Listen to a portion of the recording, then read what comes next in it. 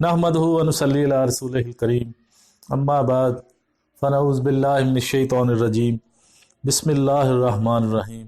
मुअज़्ज़ज़ सामीन कराम अस्सलामु अलैकुम। कल से हमने एक नया सिलसिला शुरू किया था। उसकी पहली वीडियो कल अपलोड की थी नमाज के बारे में। नमाज के लिए तहारत बहुत ज़रूरी है कि बग़ैर तहारत के नमाज होती ही नहीं। आप सल्लल्लाहु अलैहि वसल्लम ने फरमाया कि जन्नत की कुंजी नमाज है और नमाज की कुंजी तहारत। एक हदीस में फरमाया तहारत निसफ़ ईमान है। तहारत की दो किस्में हैं, एक है तहारत सुगरा यानी वज़ू, दूसरी है तहारत कुबरा गुस्ल करना। जिन चीज़ों से सिर्फ वज़ू लाज़िम होता है उनको हद से असगर कहते हैं और जिन पर गुस्ल फ़र्ज़ हो उनको हद से अकबर। आज हम वज़ू का बयान करेंगे। अल्लाह ताला का फरमान है, ऐ ईमान वालो, जब नमाज को खड़े होना चाहो तो अपना मुंह धो और कूनियों तक हाथ और सरों का मसा करो और टखनों तक पाँव दो। ये सूरत माइदा की आयत नंबर 6 है। हदीस शरीफ मुस्लिम में हज़रत अमीरुल मोमिनीन फ़ारूक आज़म हज़रत उमर बिन ख़त्ताब रज़ी अल्लाह ताला अन्हु से रिवायत है। रसूलुल्लाह सल्लल्लाहु अलैहि वसल्लम ने फरमाया, तुम में से जो कोई वज़ू करे और कामिल वज़ू करे फिर पढ़े कलमा शहादत अशहदु अल्ला इलाहा इल्लल्लाहु वहदहु ला शरीका लहू व अशहदु अन्ना मुहम्मदन अब्दुहु व रसूलुहु, उसके लिए जन्नत के 8 दरवाजे खोल दिए जाते हैं, जिस दरवाजे से चाहे दाखिल हो।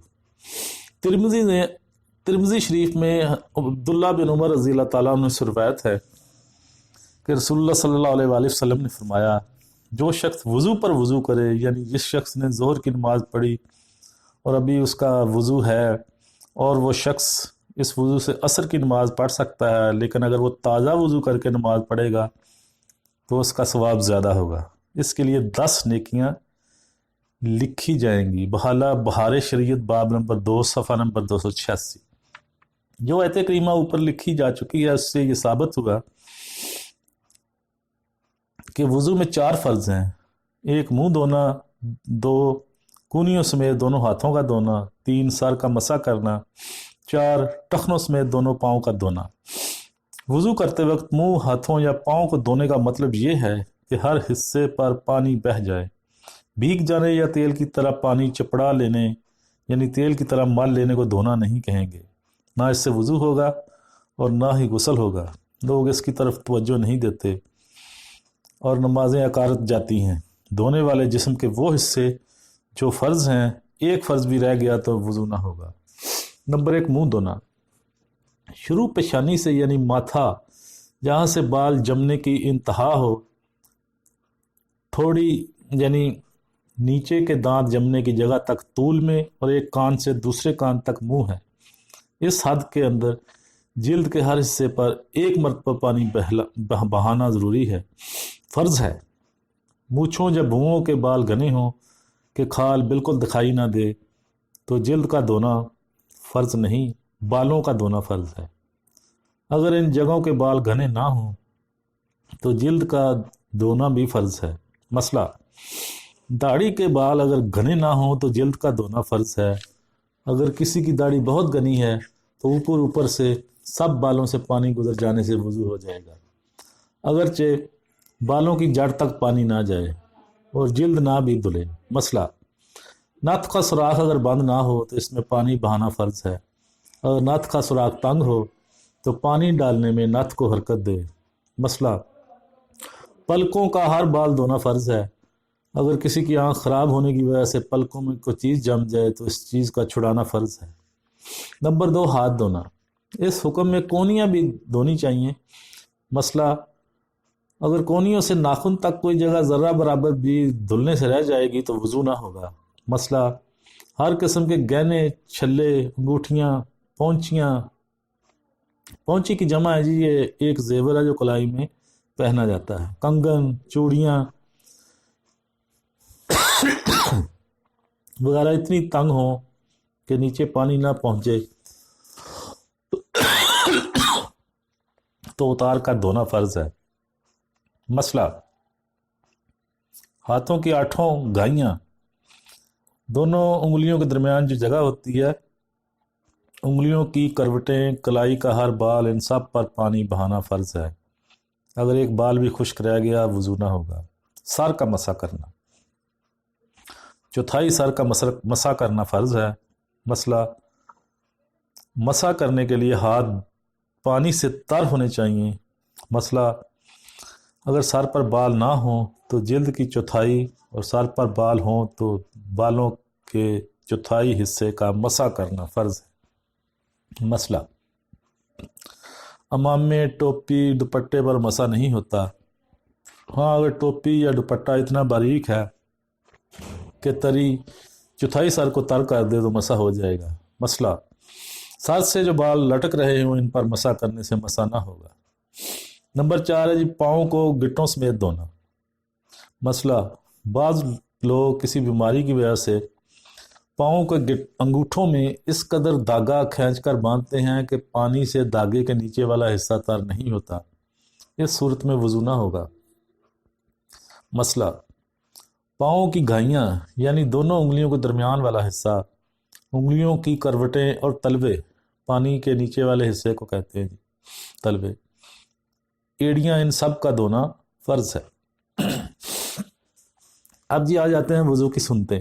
وضو پر ثواب پانے کے لیے حکم الہی بجا لانے کی نیت سے وضو کرنا ضروری ہے۔ اگر کسی نے وضو کی نیت نہ کی وضو ہو جائے گا لیکن ثواب نہ پائے گا۔ مسئلہ، وضو بسم اللہ پڑھ کر شروع کریں۔ اگر پانی بڑے برتن میں ہو اور کوئی چھوٹا برتن بھی نہیں تو اس میں پانی ڈال کر ہاتھ دھوئے، تو اسے چاہیے کہ بائیں ہاتھ کی انگلیاں ملا کر پانی میں ڈالے اور ہتھیلی کا کوئی حصہ پانی میں نہ پڑے، اور انگلیوں سے پانی نکال کر دائیں ہاتھ کو گٹے تک 3 بار دھوئے، پھر دائیں ہاتھ کو جہاں تک دھویا ہے پانی میں ڈال سکتا ہے، پھر دائیں ہاتھ سے پانی نکال کر بایاں ہاتھ دھوئے۔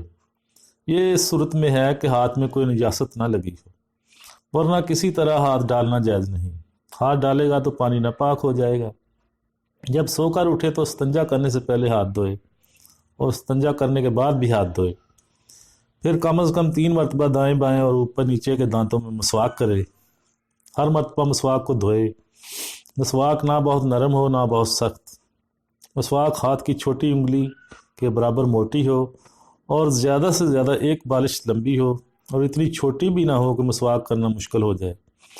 جو مسواک 1 بالش سے زیادہ ہو اس پر شیطان بیٹھتا ہے۔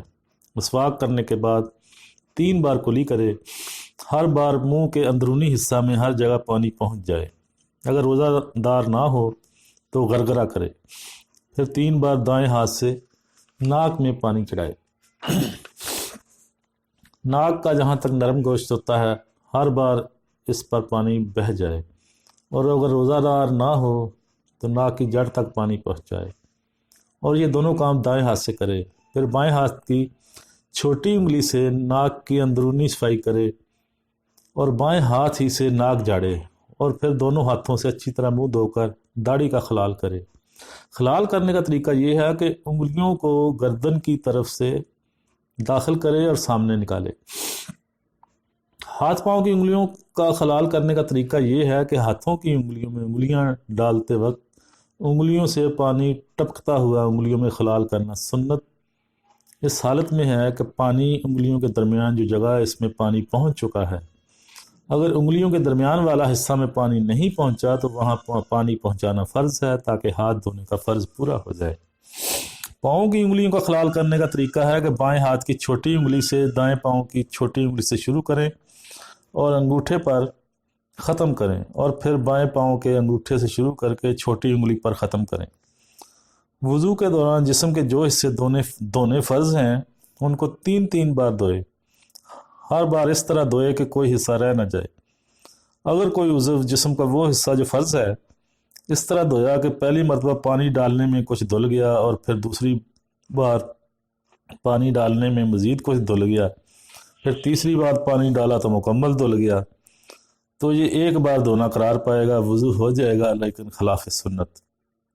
3 بار دھونے سے مراد 3 دفعہ پانی لینا نہیں بلکہ 3 دفعہ پورے عضو پر پانی گزارنا مراد ہے۔ پورے سر کا ایک بار مسح کرنا اور کانوں کا مسح کرنا اور ترتیب کے ساتھ وضو کرنا۔ پہلے منہ دھوئیں، پھر ہاتھ دھوئیں اور پھر سر کا مسح کرنا، پھر پاؤں دھوئیں۔ اب جی آتے ہیں وضو کے کچھ مستحبات۔ مستحب کا کرنا ثواب اور نہ کرنے پر کوئی گناہ نہیں۔ دونوں کانوں کا مسح کرنا، انگلیوں کی پشت سے گردن کا مسح کرنا، وضو کرتے وقت کعبہ کی طرف منہ کر کے اونچی جگہ بیٹھنا، دانے ہاتھ سے کلی کرنا اور ناک میں پانی ڈالنا، بائیں ہاتھ سے ناک صاف کرنا، بائیں ہاتھ کی چھوٹی انگلی ناک میں ڈال کر صاف کرنا، پاؤں کو بائیں ہاتھ سے دھونا، دونوں ہاتھوں سے منہ دھونا، چہرے اور ہاتھ پاؤں کی روشنی وسیع کرنا، یعنی جتنی جگہ پانی بہانا فرض ہے اس کی اطراف میں کچھ اور بڑھانا، مثلا نصف بازو اور نصف پنڈلی تک دھونا۔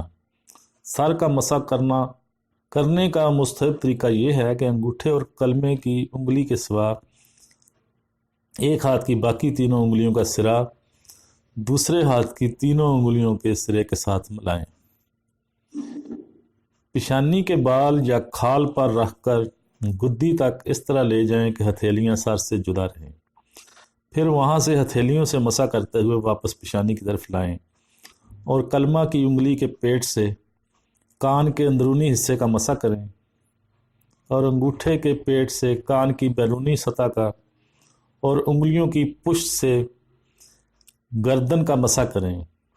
ہر عضو دھو کر اس پر ہاتھ پھیر دینا چاہیے کہ پانی کے قطرے بدن یا کپڑوں پر نہ گریں، خصوصاً جب مسجد میں جانا ہو کہ قطروں کا مسجد میں گرنا مکروہ تحریمی ہے۔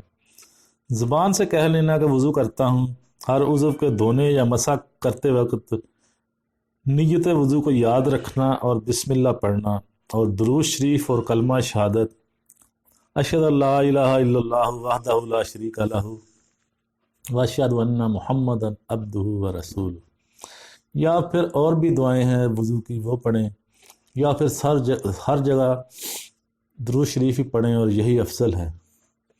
اب جی آتے ہیں وضو کے متعلق سوال جواب ہے۔ جی سوال ہے ایک، کیا ہمیں مسواک کے ساتھ وضو کرنا چاہیے؟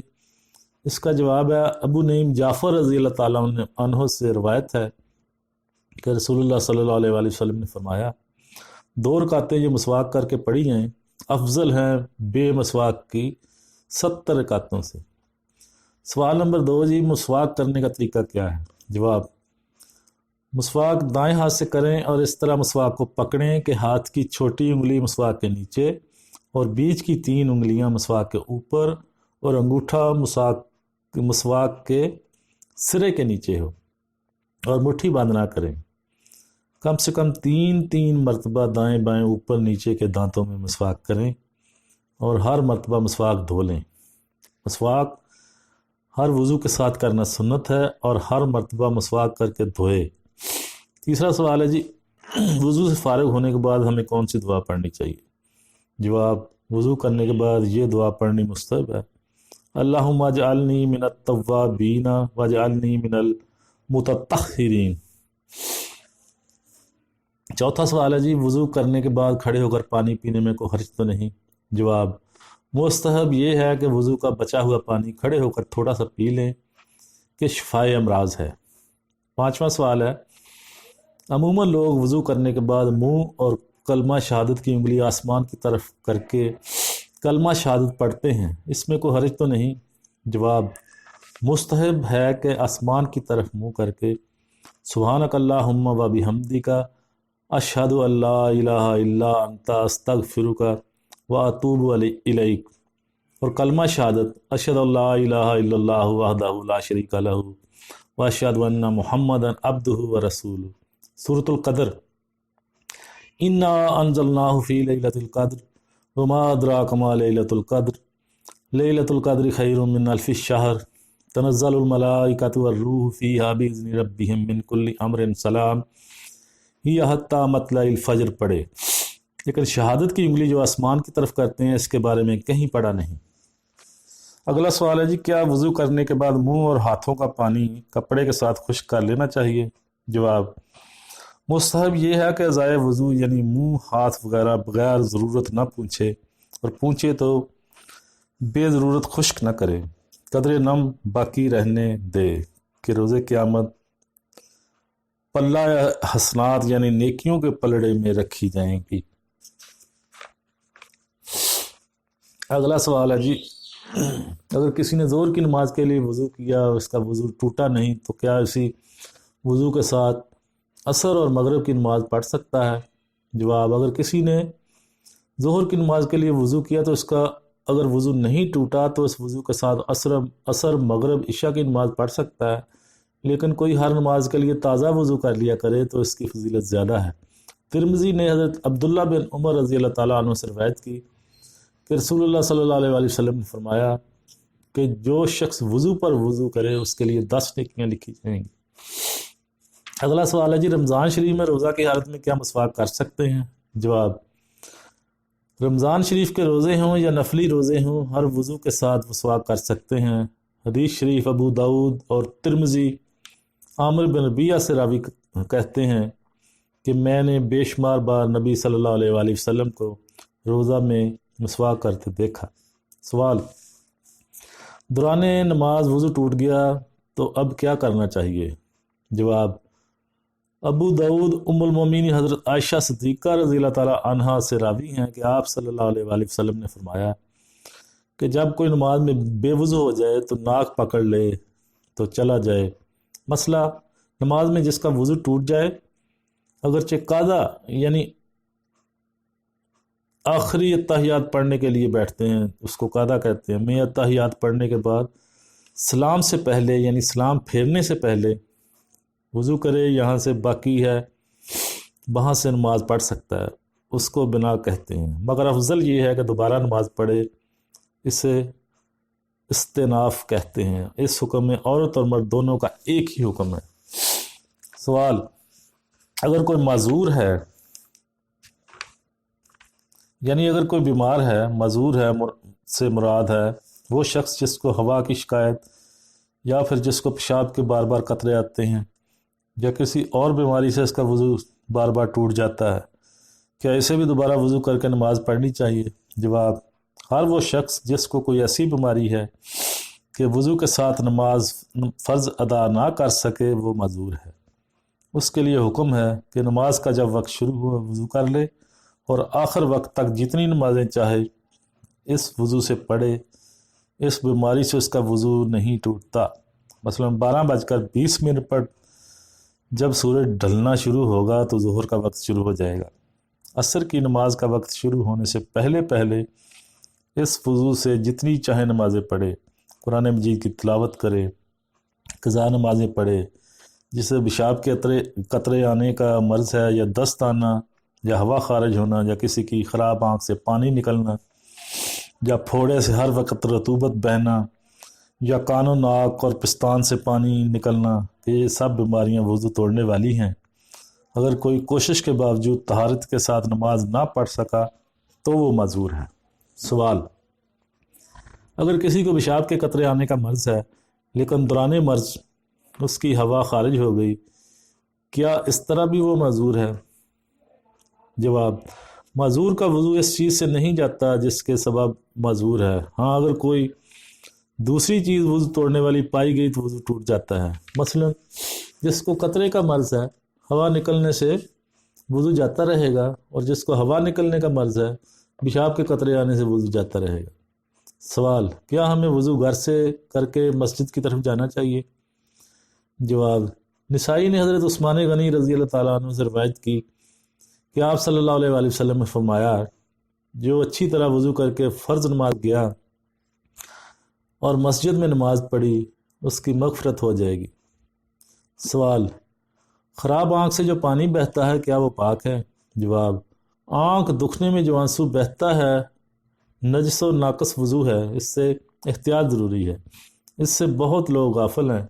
اکثر دیکھا گیا کہ قمیض وغیرہ سے ایسی حالت میں آنکھ پونچھ لیا کرتے ہیں اور اپنے خیال میں اسے آنسو کی مسل سمجھتے ہیں، یہ ان کی غلطی ہے، تو ایسا کیا تو کپڑا ناپاک ہو گیا۔ سوال، کیا دودھ پیتے بچوں کا پیشاب پاک ہے؟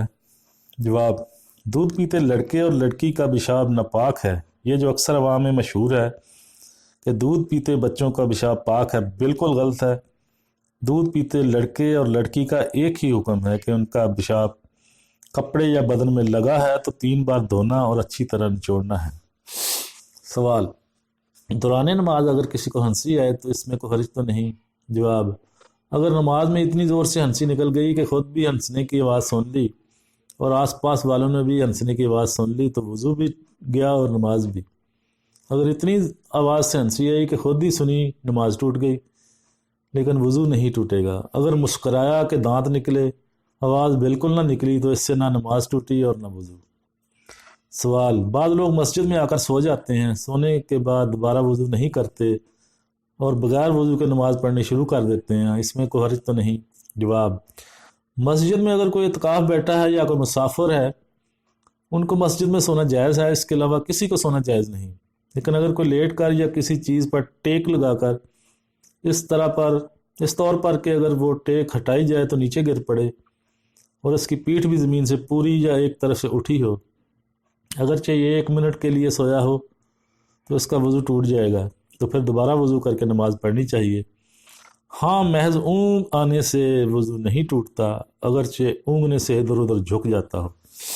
سوال: نماز پڑھتے وقت اگر کسی کو شک پڑ جائے کہ میرا وضو ٹوٹ گیا ہے تو کیا اسے دوبارہ وضو کر کے نماز پڑھنی چاہیے؟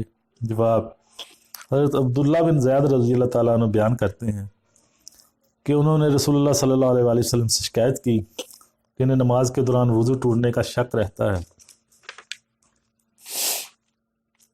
رسول اللہ صلی اللہ علیہ وسلم نے فرمایا: اس وقت تک نماز نہ توڑو جب تک تمہیں بدبو محسوس نہ ہو جائے یا تم ہوا کی آواز نہ سن لو، اس لیے شک کی وجہ سے دوبارہ وضو نہیں کرنا چاہیے۔ سوال: بیت الخلاء میں جانے کا اور باہر آنے کا طریقہ کیا ہے؟ جواب: جب پخانہ یا پیشاب کے لیے جائے تو مستحب ہے کہ بیت الخلاء کے باہر یہ دعا پڑھے: بسم اللہ اللہم انی اعوذ بک من الخبث والخبائث۔ پڑھنے کے بعد پہلے بایاں پاؤں داخل کرے، بیت الخلاء میں داخل ہونے کے بعد پھر کسی قسم کی کوئی بات نہ کرے۔ ابو سعید رضی اللہ تعالیٰ عنہ سے روایت ہے کہ رسول اللہ صلی اللہ علیہ وسلم نے فرمایا: جو شخص پخانہ کو جائیں اور سطر کھول کر باتیں کریں تو اللہ تعالیٰ ان پر غضب فرماتا ہے۔ باہر نکلتے وقت پہلے دایاں پاؤں باہر نکالے اور نکل کر غفرانک یا یہ دعا پڑھنا بھی سنت ہے: الحمدللہ الذی اذھب عنی الاذی وعافانی کہے۔ پخانہ یا پیشاب کرتے وقت کعبہ کی طرف منہ نہیں ہونا چاہیے اور نہ ہی پیٹھ۔ اگر بھول کر قبلہ کی طرف منہ یا پیٹھ کر کے بیٹھ گیا تو یاد آتے ہی فوراً رخ بدل دیں، اس میں امید ہے کہ فوراً اس کے لیے مغفرت فرما دی جائے۔ بچے کو پخانہ یا پیشاب کرواتے وقت بچے کا منہ قبلہ کی طرف نہیں ہونا چاہیے، ورنہ بچے کو پیشاب وغیرہ کروانے والا گناہ گار ہوگا۔ سوال: کیا بغیر وضو کے قرآن مجید کی تلاوت کر سکتے ہیں؟ جواب: بغیر وضو کے قرآن مجید کی زبانی تلاوت کر سکتے ہیں، ذکر کر سکتے ہیں، کلمہ شریف، درود شریف پڑھ سکتے ہیں، لیکن قرآن مجید کو ہاتھ نہیں لگا سکتے۔ اور اگر کسی پر غسل واجب ہے تو وہ شخص زبانی بھی قرآن مجید کی تلاوت نہیں کر سکتا، لیکن ذکر اور درود شریف پڑھ سکتا ہے۔ وضو کے متفرق مسائل: اگر وضو نہ ہو تو نماز اور سجدہ تلاوت اور نماز جنازہ قرآن مجید کو چھونے کے لیے وضو کرنا فرض ہے۔ طواف کے لیے وضو واجب ہے۔ غسل جنابت سے پہلے اور جس کے لیے غسل کرنا ضروری ہو اس کو چاہیے کھانے پینے اور سونے سے پہلے وضو کر لے، اور اذان اور اقامت اور خطبہ جمعہ اور عیدین اور روزہ مبارک، رسول اللہ صلی اللہ علیہ وآلہ وسلم کی زیارت اور وقوف عرفہ اور صفا مروہ کے درمیان سعی کے لیے وضو کر لینا سنت ہے۔ سونے کے لیے اور سونے کے بعد اور میت کے نہلانے یا اٹھانے کے بعد اور جمعہ سے پہلے، یعنی ہم بستری سے پہلے اور جب غصہ آ جائے اس وقت، اور زبانی قرآن مجید پڑھنے کے لیے اور حدیث اور علم دین پڑھنے پڑھانے اور علاوہ جمعہ، عیدین، باقی خطبوں کے لیے اور خطبے دینی چھونے کے لیے، اور بعض سطر غلیظ چھونے اور جھوٹ بولنے، گالی دینے، فحش لفظ نکالنے، کافر سے بدن چھو جانے، سلیب یا بت چھونے، کوڑی یا سفید داغ والے سے مس کرنے، بغل کھجانے سے جبکہ اس میں بدبو ہو، غیبت کرنے، بیرون نماز کہا لگانے، لغو اشعار پڑھنے اور اونٹ کا گوشت کھانے، کسی عورت کے بدن سے اپنا بدن بے حائل مس ہو جانے سے، اور باوضو شخص کے نماز پڑھنے کے لیے ان سب صورتوں میں وضو مستحب ہے۔ تو معزز سامعین کرام، یہ تھا ہمارا آج کا موضوع، کافی لمبا ہو گیا جی، معذرت چاہتا ہوں، لیکن یہ ہے کہ یہ مسائل بیان کرنے بہت ضروری تھے۔ اب مجھے اجازت دیجیے، انشاءاللہ نئی ویڈیو میں ہم غسل کے بارے میں بیان کریں گے، تب تک کے لیے مجھے اجازت دیں۔ اللہ حافظ، والسلام، وآخر دعوانا الحمدللہ رب العالمین۔